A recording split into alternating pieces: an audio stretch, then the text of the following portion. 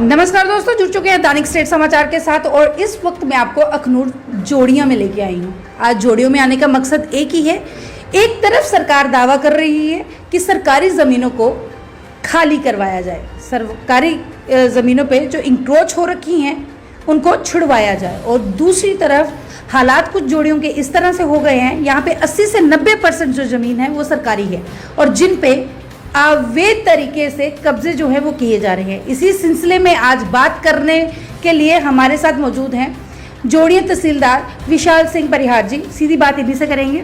Sir, पहले तो बहुत बहुत स्वागत है आपका हमारे चैनल में। थैंक यू सर, लगातार हम देख रहे हैं आए दिन सुर्खियों में, अखबारों पे सुर्खियां जो है इस तरह से छा रही हैं जोड़ियों को लेके, खास करके जैसे कि 80 से 90% ज़मीनें यहाँ पे सरकारी हैं और उन सरकारी ज़मीनों पर कब्जे जो हैं वो किए जा रहे हैं। सर, इस पे आप क्या कहना चाहते हैं? ऐसा इस बातों में कितनी सच्चाई है, कितनी नहीं? देखिए, 1 साल से मैंने इस तहसील का कार्यभार लिया हुआ है। जितनी भी हमारा स्टेट लैंड है उस पे कोई भी किसी तरह का अगर काम हो उसको तुरंत उसी वक्त डिमोलिश किया जाता है। हमारा इसमें पॉलिसी है। मगर इसके साथ साथ हमें ये भी समझना पड़ेगा कि जो लोगों के पास अपनी ज़मीन है, मलकियत ज़मीन है, अलाटेड ज़मीन है, यहाँ आए हुए रिफ्यूजियों की ज़मीनें हैं, उन पे जो उनके जो हक़ हैं उनके हिसाब से जो वो काम करते हैं उन पे वो अपने ही कानून लागू हैं। मगर हमारा एक डेफिनेट एक गवर्नमेंट का ये पॉइंट है इसमें कि स्टेट लैंड पे हम किसी तरह की इंक्रोचमेंट को किसी हद तक बर्दाश्त नहीं करते, उसको उसी वक्त डिमोलिश किया जाता है। अगर आप देखेंगे कि जोड़िया में सबसे जो प्राइम लैंड है, अभी हमने 24 कनाल का उसको एनक्रोचमेंट हटाई है, वहीं पे हमने बहुत से डिपार्टमेंटों को वो लैंड अलाट कराई है। और उसके साथ साथ हमारा हर हफ्ते जो है एंटी एनक्रोचमेंट ड्राइव हर नियाबत में चल रहा है। कोई भी शख्स अगर ये किसी को भी लगता है कि कोई कंप्लेंट अगर किसी भी स्टेट लैंड की है तो वो तुरंत हमें बता दें, उस पर तुरंत कार्रवाई होगी। सर, जैसे कि हम देख रहे हैं कि अखबारों में लगातार खबरें जो हैं वो लग रही हैं और वो जोड़ियों की हैं। शायद आप भी जानते होंगे कि मैं किन ज़मीनों की बात कर रही हूँ। क्या वो जगह जो हैं वो मालकियत थी या फिर उनकी किस्म जो है वो बदली गई? अगर किस्म बदली गई, इनमें किन लोगों का हाथ है? जैसे कि अभी आपने कहा कि ड्राइव लगातार जारी है। सर, आपको तो इस बारे में ज़रूर जानकारी होगी। देखिए, जो भी अगर ऐसी कोई अखबार में खबर आई है, कोई भी ऐसा काम जो स्टेट लैंड पे किसी तरह से बर्दाश्त नहीं किया जाएगा। मेरी नज़र में इस वक्त कोई ऐसी स्टेट लैंड पे काम नहीं हुआ है और ना ही कोई तामीरी काम स्टेट लैंड पे चल रहा है। मेरा एक ही पॉइंट इसमें यह है कि लोगों को पहले रिकॉर्ड देख लेना चाहिए। जो लोग विस्थापित हैं, जिनकी लैंडें हैं, उनके भी अपने हकूक़ हैं, वो अलग चीज़ है। मगर हमारा ये मकसद है कि स्टेट लैंड पे हम लोगों को इस चीज़ से भी आगाह कराते हैं, इस लोगों को अवेयरनेस देते हैं कि स्टेट लैंड पे अगर आपने किसी भी तरह से मुदाखलत की तो उसका डिमोलिशन और उस पर एक्शन ज़रूर होगा। और इस तहसील में कोई ऐसा अगर स्टेट लैंड पे मुझे बता दे तो उसी वक्त कार्रवाई होगी। जो अगर कोई चीज़ हमसे अगर रह भी गई है तो वो बता दे। सर, आप क्या कह रहे हैं कि आपको जानकारी नहीं है कि अगर ऐसी स्टेट लैंड पे कोई बड़ी बड़ी इमारतें बन चुकी हैं, वो उसकी जानकारी? देखिए, मैं पहले नहीं कर सकता कि पहले क्या हुआ है क्या नहीं।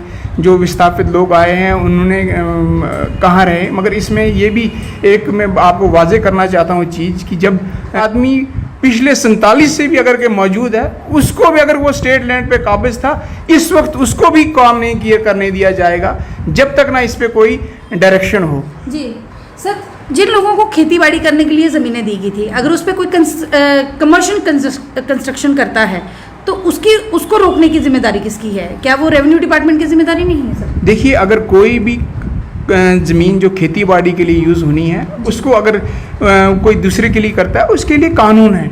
उसको आप उसकी नेचर, उसकी टाइप को चेंज करने के लिए एप्लीकेशन दे सकते हैं और एप्लीकेशन देने के बाद उसको आगे उसको जब उसका प्रोसेस होके वापस आ जाता है तो आप उसको यूज़ कर सकते हैं। मगर आपको ये भी जानना होगा कि अगर कोई आदमी एक नई कानून में ये भी है कि कोई आदमी अगर अपनी ज़मीन को एग्रीकल्चर के किसी भी सब्सिडरी में यूज़ करता है, अलाइड एक्टिविटीज़ में यूज़ करता है, तो वो परमिसिबल लिमिट है। और ऑलरेडी हमारे पास शायद घर बनाने के लिए कुछ प्रिस्क्राइब लिमिट हैं, कोई चीज़ यूज़ करने के लिए प्रिस्क्राइब लिमिट्स ऑलरेडी दिए हैं। प्रिस्क्राइब लिमिट में ही वो चीज़ होती है जो हमारे पास रूल है।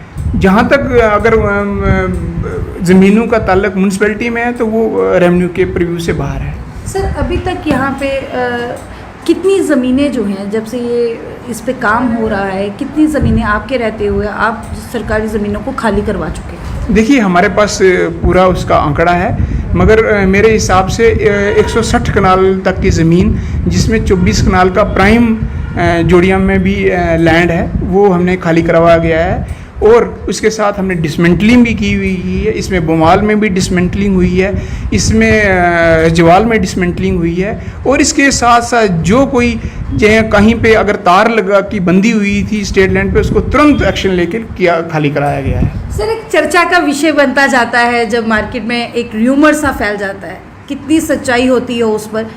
आखिर एक अंकुश जो है रेवेन्यू विभाग पर क्यों लगाया जा रहा है कि कहीं भी अगर कस्टोडियन लैंड है, घास चराई जगह है, या फिर अगर कहें हम लोग ये जगह जो किस्म चेंज कर देते हैं, जो खड्डों की किस्में चेंज हो जाती हैं, उसमें कहना है लोगों का कि मिली भगत से हो रहा है।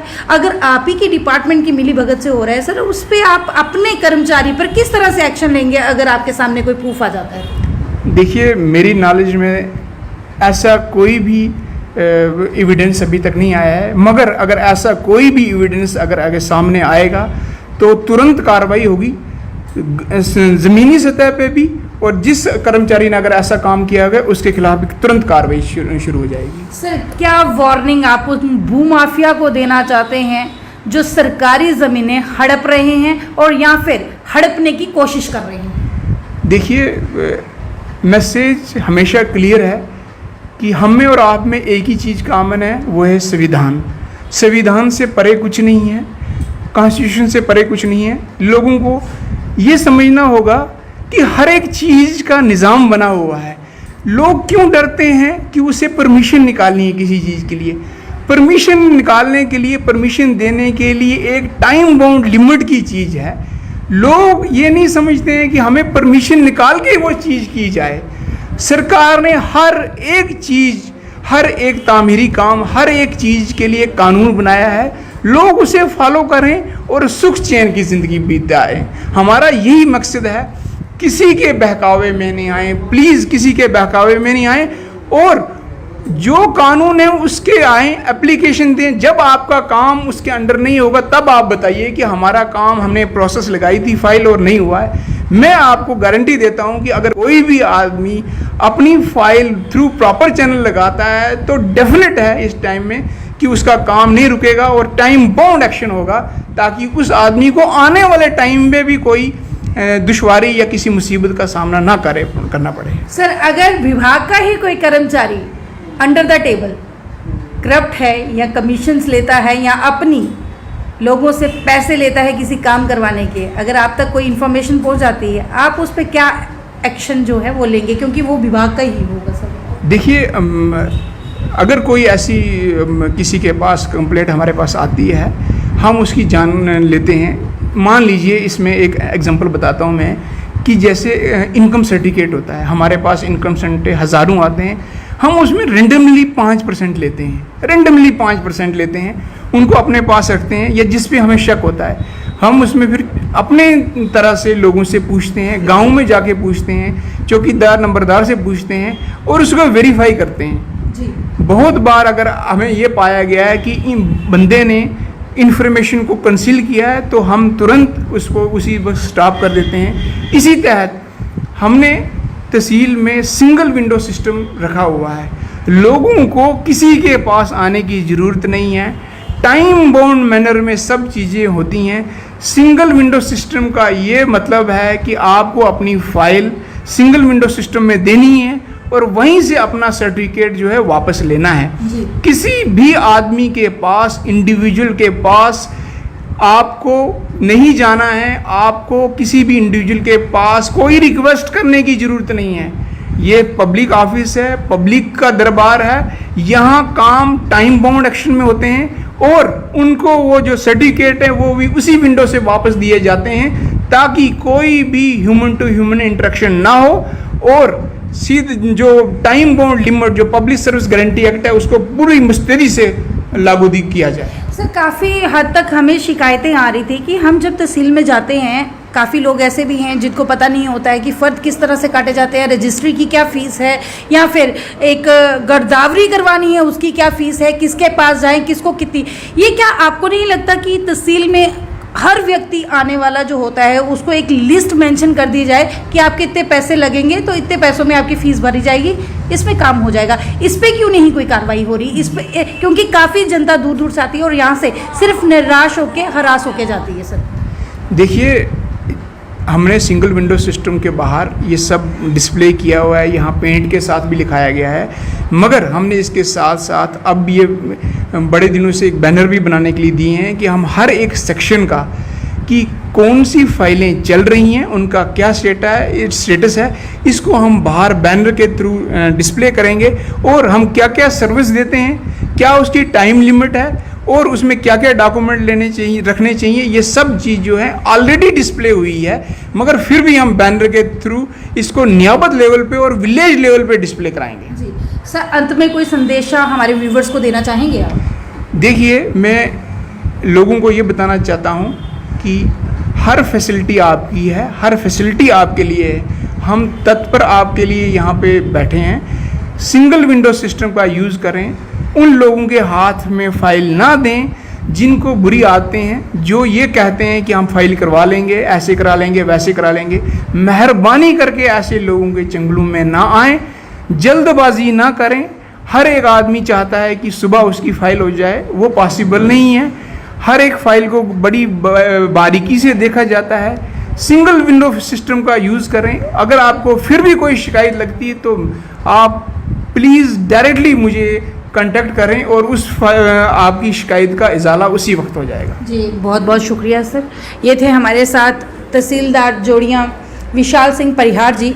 और दोस्तों, मैं आपको बता दूं, हमारा एक ही मकसद होता है आम आदमी की, गरीब जनता की आवाज़ को उठाना। जिस तरह से शिकायतें हमें लगातार आ रही हैं अखनूर जोड़ियाँ तहसील से, आपको बता दें कि यहाँ पे सिंगल डोर सिस्टम जो सर ने बोला है उसको यूज़ ज़रूर करें। आसपास के लोगों के पास जाने की ज़रूरत नहीं है। कहीं भी कोई प्रॉब्लम आती है आप डायरेक्ट इनसे कंसर्न कर सकते हैं, इनसे बात कर सकते हैं, क्योंकि अवेयर होना बहुत ज़रूरी है। और हम चेतावनी देना चाहेंगे उन भू माफिया को जो स्टेट लैंड, घास चराई जैसी ज़मीनों पे अवैध कब्जे जो हैं किए जा रहे हैं, सावधान रहिए, क्योंकि बहुत जल्दी आप लोगों पे एक एक्शन जो है वो किया जाएगा। इसी के साथ मुझे दीजिए आज्ञा। मैं राबिया खजूरिया, दैनिक स्टेट समाचार के लिए जुड़े रहिए स्टेट समाचार के साथ। स्टेट समाचार 24/7 ड्यूटी आपके साथ देता है। धन्यवाद।